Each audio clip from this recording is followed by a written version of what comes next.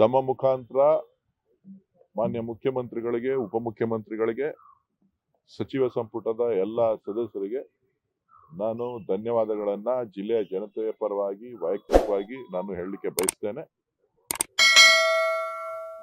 ನಾವು ಬೆಂಗಳೂರು ಜಿಲ್ಲೆಯಿಂದ ಪ್ರಾರಂಭ ಆದವರು.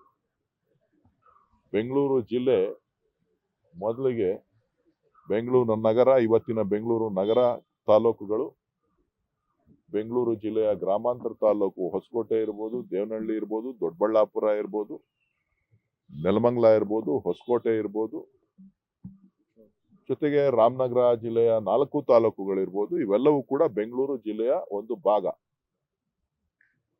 ಬೆಂಗಳೂರು ಜಿಲ್ಲೆಯಿಂದ ನಮ್ಮ ಪರಮಪೂಜ್ಯರಾದ ಶ್ರೀ ಶಿವಕುಮಾರ ಸ್ವಾಮೀಜಿಯವರು ಕೂಡ ಮಾಗಡಿನಲ್ಲೇ ಹುಟ್ಟಿರ್ತಕ್ಕಂಥದ್ದು. ಬಾಲಗಂಗಾಧರ ಪರಮಪೂಜ್ಯ ಶ್ರೀ ಬಾಲಗಂಗಾಧರನಾಥ ಸ್ವಾಮೀಜಿಗಳು ಕೂಡ ಬೆಂಗಳೂರು ಜಿಲ್ಲೆಯ ರಾಮನಗರ ತಾಲೂಕಿನಿಂದನೇ ಹುಟ್ಟಿರ್ತಕ್ಕಂಥದ್ದು. ಬೆಂಗಳೂರು ನಗರವನ್ನ ಕಟ್ಟಿದಂತ ಮಾಗಡಿ ಕೆಂಪೇಗೌಡರ ಕೂಡ ಮಾಗಡಿ ತಾಲೂಕಿನಲ್ಲೇ ರಾಜ್ಯಭಾರವನ್ನ, ಕೋಟೆಯನ್ನ ಕಟ್ಟಿ ನಿರ್ಮಾಣ ಮಾಡಿ ಬಂದು ಬೆಂಗಳೂರನ್ನ ಕಟ್ಟಿದಂಥವ್ರು. ವಿಧಾನಸೌಧನ್ನ ಕಟ್ಟಿದಂತ ಕೆಂಗಲ್ ಹನುಮಂತಯ್ಯನವರು ರಾಮನಗರ ತಾಲೂಕಿನ ಬೆಂಗಳೂರು ಜಿಲ್ಲೆಯಿಂದ ಮುಖ್ಯಮಂತ್ರಿ ಆಗಿದ್ದಂಥವ್ರು. ಮಾನ್ಯ ಮಾಜಿ ಪ್ರಧಾನ ಮಂತ್ರಿಗಳಂತ ದೇವೇಗೌಡರು ರಾಮನಗರ ತಾಲೂಕಿನ ಬೆಂಗಳೂರು ಜಿಲ್ಲೆಯಿಂದ, ಬೆಂಗಳೂರು ಗ್ರಾಮಾಂತರ ಜಿಲ್ಲೆಯಿಂದ ಅವರು ಶಾಸಕರಾಗಿದ್ದಂಥವ್ರು. ಅಲ್ಲಿ ಮುಖ್ಯಮಂತ್ರಿ ಆದ್ಮೇಲೆನೆ ಅವರು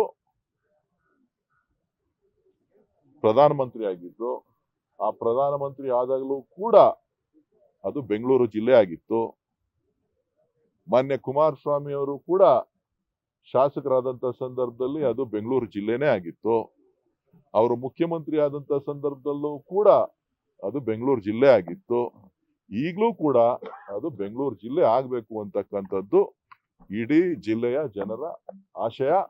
ಆ ಆಶಯವನ್ನ ಮಾನ್ಯ ಉಪಮುಖ್ಯಮಂತ್ರಿಗಳಂತ DK ಶಿವಕುಮಾರ್ ಅವರು ಈಡೇರಿಸಿದ್ದಾರೆ. ಇದರಲ್ಲಿ ಯಾವುದೇ ರಾಜಕೀಯ ಆಗ್ಲಿ ಅಥವಾ ಯಾರೋ ಲೂಟಿ ಮಾಡ್ತಾರೆ ಅಂತ ಇನ್ನೊಂದು ಏನ್ ಹೇಳ್ತಾರೆ, ಅದಕ್ಕೆ ಯಾವುದೇ ಆಧಾರಗಳಿಲ್ಲ.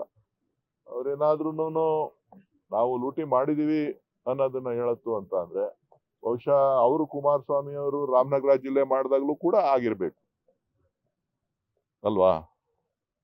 ಆರೋಪ ಮಾಡೋದು ರಾಜಕೀಯ ಕಾರಣಗಳಿಗೆ.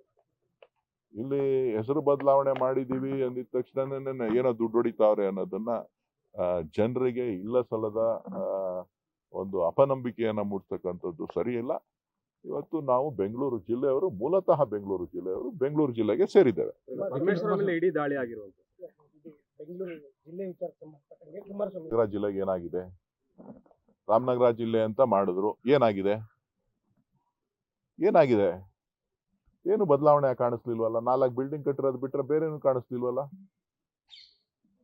ಕಾಂಗ್ರೆಸ್ ಸರ್ಕಾರ ಇದ್ದಂತ ಸಂದರ್ಭದಲ್ಲಿ ರಾಮನಗರ ಜಿಲ್ಲೆಗೆ ವಿಶೇಷವಾದಂತ ರೀತಿಯಲ್ಲಿ ಅನುದಾನಗಳನ್ನ ಕೊಟ್ಟಿದ್ದೇವೆ, ಅಭಿವೃದ್ಧಿ ಕಾರ್ಯಗಳನ್ನ ತಗೊಂಡಿದ್ದೇವೆ, ನೀರಾವರಿ ಕ್ಷೇತ್ರದಲ್ಲಿ ಬದಲಾವಣೆಯನ್ನ ಮಾಡಿದ್ದೇವೆ, ಇಂಧನ ಕ್ಷೇತ್ರದಲ್ಲಿ ಬದಲಾವಣೆಯನ್ನ ಮಾಡಿದ್ದೇವೆ, ಉತ್ತಮವಾದಂತ ಸಂಪರ್ಕ ವ್ಯವಸ್ಥೆಯನ್ನ ಮಾಡಿದ್ದೇವೆ, ಒಂದಷ್ಟು ಕೆಲಸ ಕಾರ್ಯಗಳನ್ನ ಮಾಡಿದ್ದೇವೆ. ಇವತ್ತು ಸರ್ಕಾರ ಸಿದ್ದರಾಮಯ್ಯನವರ ನೇತೃತ್ವದ ಸರ್ಕಾರ, ಕಾಂಗ್ರೆಸ್ ಸರ್ಕಾರ ಇದೆ.